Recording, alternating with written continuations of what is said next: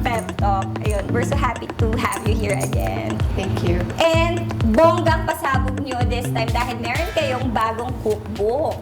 Yes, this is Bongga sa Kusina. These are all the recipes cooked in my show, Sarap Diva.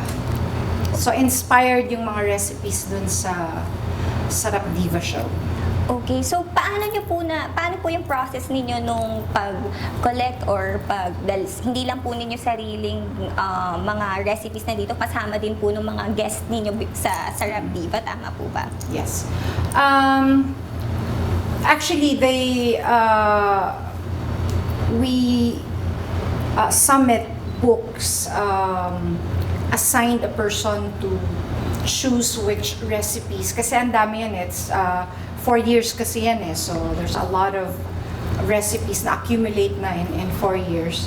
So, I think tinanong nila din yung mga artista kung pwedeng if you can use the recipe in the book. So, doon na lang nila binase kung sino yung papayag, yung mga ganun. And then, of course, a lot of these recipes were made by Chef Jonah, my in-house chef in Sarap Diva. Kayo po, personally, paano nagsimula yung love nyo for cooking? At the beginning, I wanted to take care of my husband kasi I wanted to cook for him, wanted to nagpapakit lang ako sa kanya. And that's how it started, and I realized I actually love cooking, but I never really cooked before. Kasi nagtatrabaho ako eh. So, but nung naging kami ni Ogie, parang hindi naman sa gusto ko magpa-impress, but I think I just really wanted to take care of him. Mm-hmm. So that's how it started. It was really my husband who inspired me to cook. Mm-hmm. Sabi niya sa forward ng book, you cook na para nga daw magpa-impress sa kanya. Ano yung recipe na ginawa ninyo that time? I don't really remember kung ano yung unang-una kong niluto sa kanya, but he's very health conscious, especially during that time when we were just starting, we were going out. He was very health conscious. He was into mga parang grilled lang, fish, tapos baked fish, vegetable, puro ganun lang. So, kasi after a while, parang nakakauta na rin kumain ng baked. So, you kind of have to make it more exciting. So, I started using different herbs to make the flavors parang medyo maiba naman kasi most of the time it's baked, so how are you gonna make it more exciting and how are you gonna make it taste differently from the last time you've baked, diba? So yung mga ganun lang. That's how I discovered different kinds of using different kinds of herbs, and I realized na cooking with herbs pala is really good. No need to use yung mga shortcut kasi marami naman ng mga dried herbs that you can buy in the grocery, so you don't have to always use fresh, but of course if there's fresh, preferably pa rin fresh. So hindi kayo gumagamit ng mga parang mga medyo yung palasa na ready-made na yung mga mix? Hindi na, kasi nga nung na-discover ko yung mga herbs, I realized na nababago mo yung taste ng pagkain by just mixing different herbs. Ang ganda po nito kasi kumpleto talaga. Ano po yung mga parang may meatloaf, tapos yung mga grilled na fish. Ano yung personal favorites po ninyo dito? I think I like ano nga ba yun, yung ginawa ni Chef Jonah na squash na ginawa niyang parang kasi pang bata yun eh. Parang we did that in the show specifically for kids. Parang siyang meatballs nga ba, pero squash yata yung nasa loob. Something like that. Kasi my son is nasa age siya na it's very hard to feed him. So at home, what I do is I hide the vegetable. Like, kung kunwari, he eats sinigang most of the time. So what I do is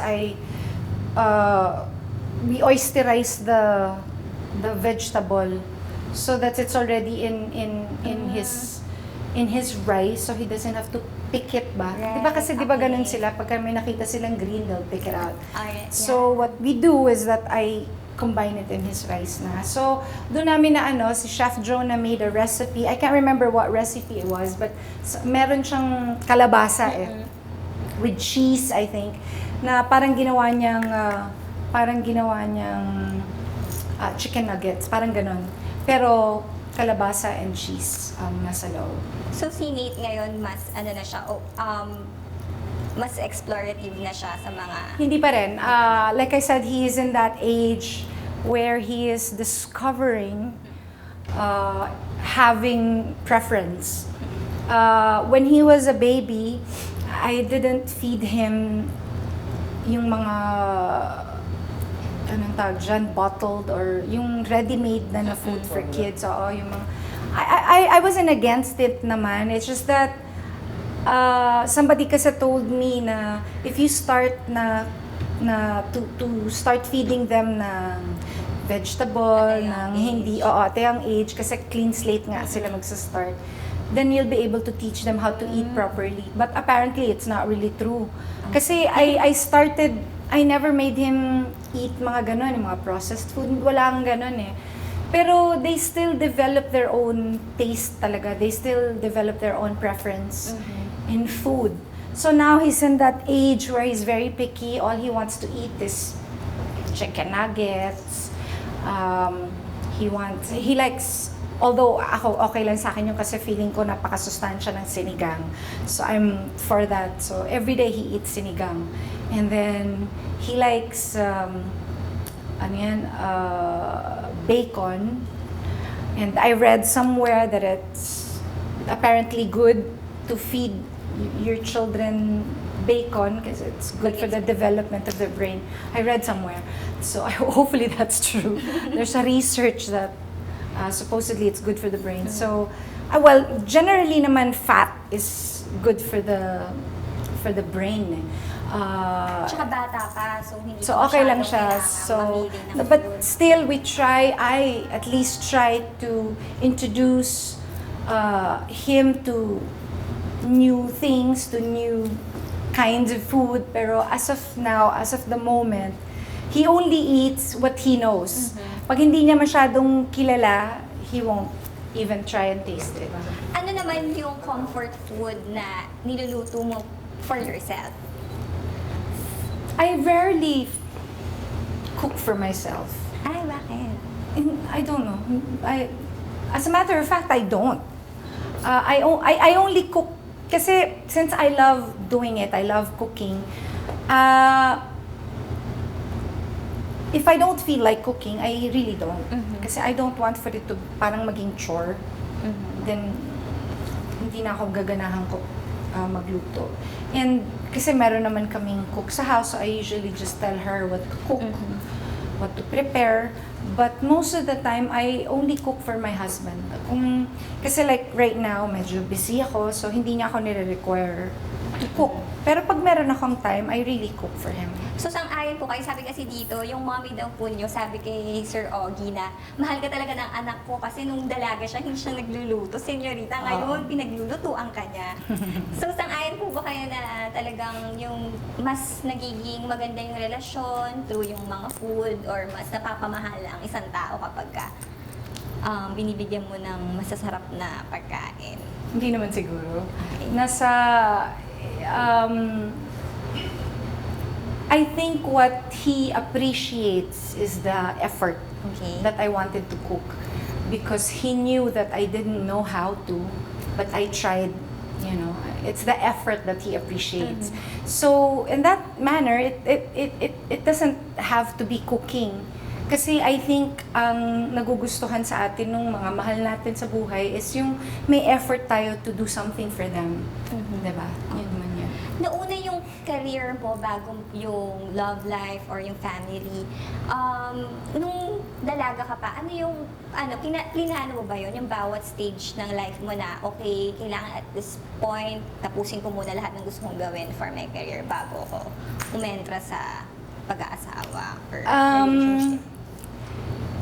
Kasi when you're young, you're so driven, di ba? You're so career-oriented, and at that time, I wanted to do so many things as far as my career was concerned. Not that because I wanted na ano yan, para bongga ako.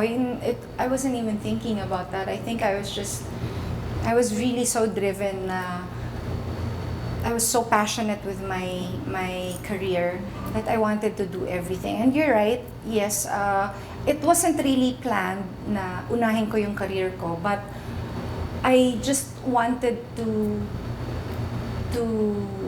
experience everything, tapos take everything in as far as the career is concerned. Kasi para pag nag-asawa ko, parang feeling ko tapos na, okay na yan.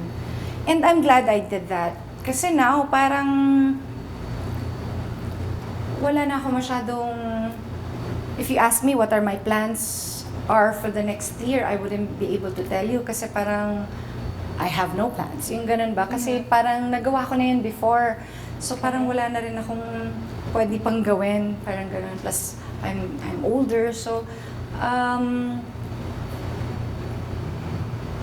I think when you're younger, you're given that opportunity to explore, you know. I think as young people like yourself, you should take advantage of it. And I that's what I did, I think. I just took advantage of all the opportunities given to me. Kasi inspiration po kayo sa marami, no? Ano po yung struggles nyo noon na parang pwede natin ma-share dun sa mga viewers na yun na, huwag magmadali or whatever kasi yun nga, lahat darating at proper time. Sa akin lang kasi basta, like I said earlier, if you're given the opportunity now that you're younger, take advantage of it. Kasi pag may asawa ka na, obviously hindi mo na magagawa yan. There's so many things you cannot do anymore. Not because your husband will not permit you, but it's also yourself. Kasi you'll have a different point of view na eh. You'll have a different priority na. Maiiba na yung isip mo about your career. And I remember reading somewhere about this girl about this woman who was, yung sinasabi niya na parang take advantage of your time while you're young. Kasi parang siya daw, nagmadali siya mag-asawa and pinagsisihan niya kasi parang na-realize niya that there were so many things pala she wanted to do. And I don't want to do that. Parang unfair din sa husband mo, sa anak mo, na kung kailan nandyan na sila tsaka mo pagpipilitan to have a career. Kasi yung mga, like me, no, I'm a working mom, pero priority ko pa rin yung family ko. It's not my career that's number one. Dati kasi, syempre, yung career ko, talagang priority ko lagi. So, iba na ngayon. Parang, bago ako tumanggap ng isang project, I have to think about it first. If I can do it, na makikita ko pa yung asawa ko tsaka yung anak ko. So, yun ang. Ang galing po, no? Kasi tas ngayon, 2016, you're celebrating your 30th year in showbiz. Yes. So, ano siguro yung, masishare ninyo, siguro lalo na siguro before, talagang yung competition mataas. Kasi ngayon, laging ganyan kapag yung mga ababuhan yan, yung mga iniisip nila, they're dealing with bashers, dealing with rivalry and all. Kayo po, paano nyo na-handle yun na up to now, andun pa rin talaga yung status na as Asian Songbird? It was different during my time. Although, yung competition is still the same. Kasi maraming magagaling eh. Dito pa sa Philippines, ang dami-daming singers. So, but not everyone is given the opportunity and the right break. Mm-hmm. Especially yung time namin kasi ngayon nga, ang swerte ng mga pumapasok ngayon kasi like, when you win in a singing contest, you're right away under contract sa Right. sa isang network. At they'll do their best para pasikatin ka, no? Nung time namin, kasi nanalo din ako ng singing contest, pero yun na yun. I didn't have a contract with that network. I only had one. Ang kontrata ko sa recording company was just to record one single, yung 45, yung maliit. That was the contract. And wala na. You still have to do everything yourself. So after winning, and that's sa television yun bagong kampiyon yun eh. It's televised yun. So parang after ko matapos, parang, okay, ito ba yun? So ano na gagawin ko? Okay. So obviously, I cannot go back to joining amateur singing contest again kasi nakita na nila ako sa TV. So, it was actually harder before, I believe. Tapos wala kaming social media. Correct. Ngayon kasi ang daming na-discover sa YouTube, sa Facebook even. So, mas madali ngayon. Mas mabilis kang sumikat. Mas madali ang proseso. Unlike during my time, you really have to climb whatever mountain, parang talagang kakaririn mo, kumbaga.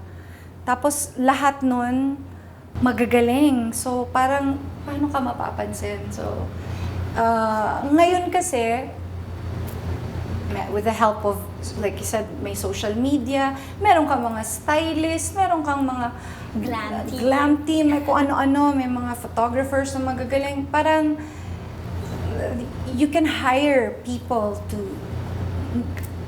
make you look different or make you noticeable. Parang ang dami mong pwedeng gawin na ikasisikat mo. Although, still, hindi pa rin lahat are given the opportunity and given the right, siguro destiny na lang siguro yun. Oo. Sa prayers na lang siguro. At nasubaybayan ng taong bayan yung mga reinvention ninyo through the years. Yung parang mga hairstyle, kung paano yung mga kanta. Kasi kilala kayo na belter, pero meron kayo mga low-key na album. So for the 30th year, ano po yung mga balak nyo gawin? Nagkakaroon po ba kayo ng bagong album ulit? In the works na yung album. I'm excited about this album, this new one, because in line with my 30th year in the business, we're releasing 30 songs, siguro 10 of which are compilation, and then 20 will be re-recorded, new recordings. So I hope that they watch out for Anong that. mga kanta po ninyo yung mga sigurado or mga kahit konti lang na pwede nyo ma-share na gusto nyong maisama sana dun sa bagong album? Naku, wag na, para surprise. Pero ano po, kung pwede po bang sample, syempre hindi mawawala for Pepsters na kung ano yung current song na that can describe yung state of mind nyo ngayon. Wala. Oh my gosh. Wala. Walang song na gano'n, hindi pa naisusulat. Ay! Oo. Or No, but, kasi I'm very contented with my life now.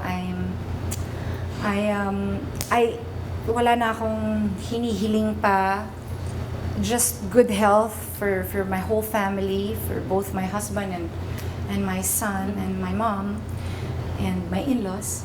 But wala na kasi parang God has been very, very generous to me. He has given me everything that I prayed for. So, kontento ako sa life ko ngayon. So, parang ano bang tawag dyan? Wala na ako talagang mahihiling pang iba. So, ayun. Yun ang state of mind ko. Ay, ang saya naman ng ganung feeling, Miss Regine, na parang talagang yung very at peace kayo with yourself, yung wala nang hihilingin pa na ibang. Well, one thing I also appreciate about my husband is that he also made me closer to God. So parang now, although I've always had this relationship with God, with Christ, even before pa nung bata ako. Kaya lang, as you get older, medyo, lalo na ako nasa industriya ako na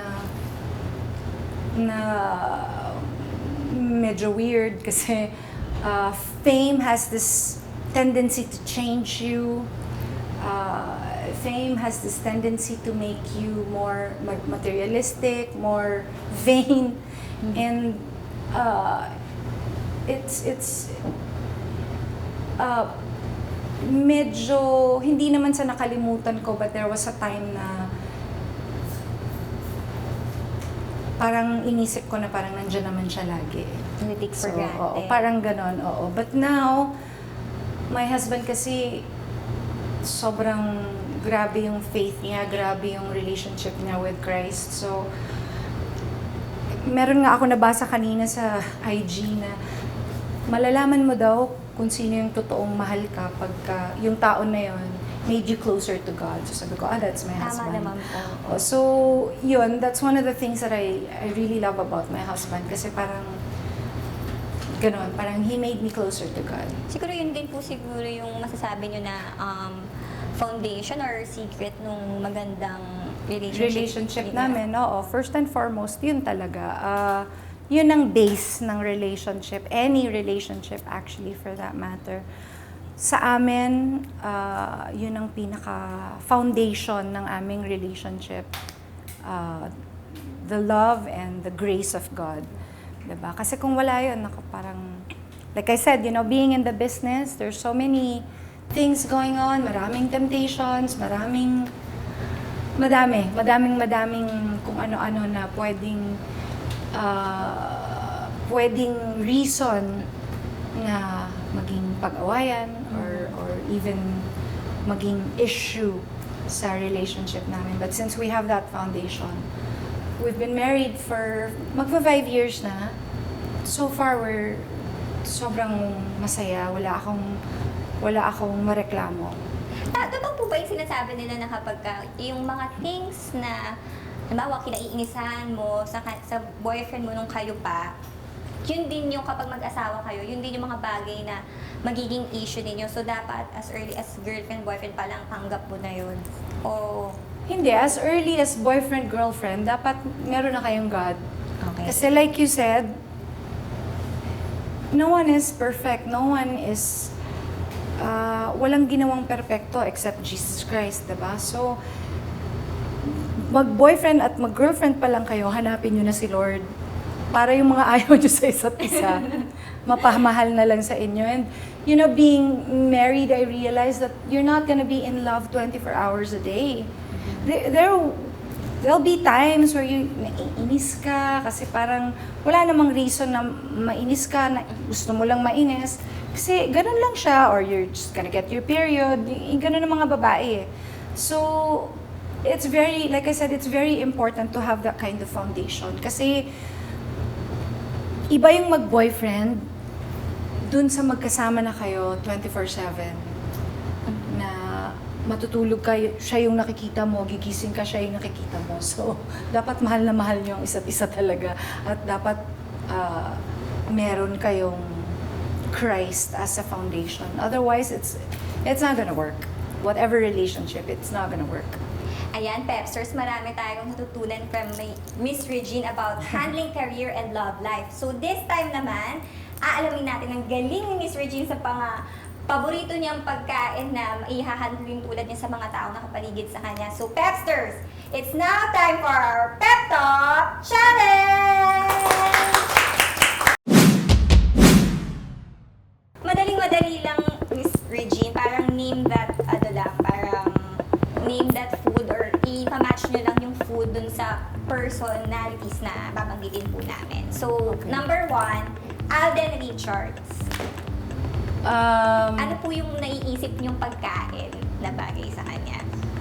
Macarons. Because I think he's like the sweetest guy. Yun. Ayun. Number 2, si Marian Rivera. Marian would be sinigang. Ay, bakit yung sinigang? Yung very comforting pero may asim. Yung parang medyo... Kasi matapang yun eh. So, sweet-sweet lang siya pero huwag kang magkakamaling kunwari awayin yung mga mahal niya sa buhay. Naku, lagot ka. Correct. Ganun. So, meron siyang ganon. So, yeah. Number 3, Donna Cruz. Donna would be leche flan. Kasi she's also the sweetest person I know. And walang masamang tinapay doon. She's a really nice person. Hanggang ngayon, pareho pa rin siya nung nagkita kami nung isang araw lang. Napakaganda po nung ninyo performance kahit impromptu, parang hindi inaasahan na yung Doremi. Kulang Oo lang nga. sana Si Mikey nasa Olympics. Kumusta po yung pagkikita ninyo ni... It was great. She wanted for me to go to her. She's been actually inviting us to go to her house in Cebu, but unfortunately, we're not really able to find time. Every time kasi napupunta ako dun, it's just for a show. So normally overnight lang. So hindi ko na-tsempohan. But she's been inviting us, my whole family, to come visit her. But one of these days we will. Pinag-usapan actually namin yun ni Mikey. Ay, na magkaka-reunion kayo. Okay, number 4, si Sir Og. Ano pong ulam kaya si Sir Og? Si Oggy would be... Walang particular dish, but because I don't know any dish na lutuin or siguro siya yung parang savory na dish. Alam mo yung savory, yung maalat, may matamis, may maasim, or halo-halo. Because my husband is like that. He's the sweetest person. He's very strong. He's very responsible. And may paninindigan. Yun ang gusto ko talaga sa kanya, may paninindigan. So, he'll be a savory dish. I don't know what dish that would be. Pero for me, that's how I would describe my husband. Yung isang kain mo lang, nandun na lahat yung lasa.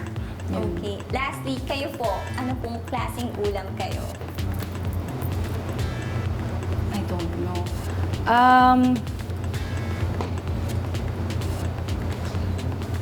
Would it be pasta, soup, or... Siguro omelette. Ay, bakit kami? Kasi di ba yung omelette, you can put anything, parang pizza, you can put anything and it will be great. Yung omelette, egg lang naman yan. You can put tomatoes and onions and it'll be great. You can put cheese and it'll be great. Yung parang, and then you can eat it lunch, dinner, breakfast. So, that's probably Yay! Ayun, so, thank you po, Miss Regine, for being with us here sa PEP TALK. May mga gusto po ba kayo na i-plug, na like, magkaka-concert po ba kayo this year? Yes. Inuuna ko muna ngayon yung album. Unahin ko na muna yun kasi medyo matrabaho yun. And then, we'll announce soon kung kailan i-release at kung kailan yung next step pa. But right now, I'm medyo ngayon ko na nga lang ulit naramdaman yung mas stress kasi the album is in the works already and ang daming kailangan gawin. Buti na lang natapos na yung For Señorita, at least my schedule is more flexible now and I also have I have more time now for Nate. But yun, medyo kinakareer ko muna yung album and then we'll announce the concert kung kailan. And syempre, ang bongga sa kusina, ano po yung mga pwedeng lutuin nyo ng mga for people on the go na hindi masyadong mahirap? Actually, the good thing about this cookbook is that we made it easier for everyone to follow. Kasi yun yan yung ano ko sa show sa Sarap Diva, like, di ba cooking, kare-kare, parang it seems so, pag sinabi mong kare-kare, parang mga nanay lang natin or yung cook natin yung magluluto kasi we have this impression that it's so difficult to cook, na matrabaho, yung ganun. But apparently it's not. You can make it easier. And that's what we have here. Simple things that simple dishes that we gave twists, yun too, and then some of the dishes naman nga na medyo akala mo difficult to make, but we made it easier. So, yun yung maganda dito, and we have a lot of it here. Madami tayong mga recipes dito, kaya sana get a copy of Bongga sa Kusina, and thank you to all the wonderful celebrities who gave their time and, you know, their effort sa paggawa ng ano na to. Pumayag sila sa pagsali dito sa cookbook na ito. Okay. Ayun, thank you po. Thank you. Again, Pastors, Miss Regine Velasquez. Thank you very much. Tapos isa sa mga na-discover po dito sa Bongga sa Kusina, you can cook daw with as many as 50 people? Yeah, I can cater. Yeah, I can. Actually, more. I can cook for more.